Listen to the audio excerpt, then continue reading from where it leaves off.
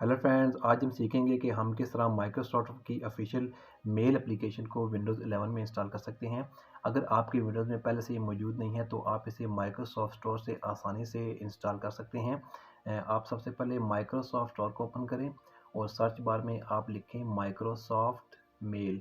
जैसे ही आप एंटर करेंगे तो आपके सामने माइक्रोसॉफ्ट स्टोर की एप्लीकेशन आ जाएगी।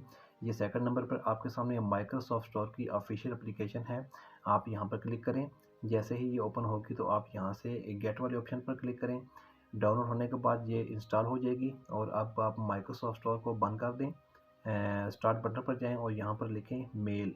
आप जैसे ही मेल लिखेंगे तो आपके सामने एप्लीकेशन ओपन हो जाएगी। अगर आपने पहले से माइक्रोसॉफ्ट मेल को अपने कंप्यूटर में ऐड किया हुआ है तो वो ऑटोमेटिकली आपके सामने आ जाएगी। जैसे देखें मेरी मेल ऑटोमेटिकली आ गई है। मैं यहाँ से इसे कंटिन्यू करता हूँ।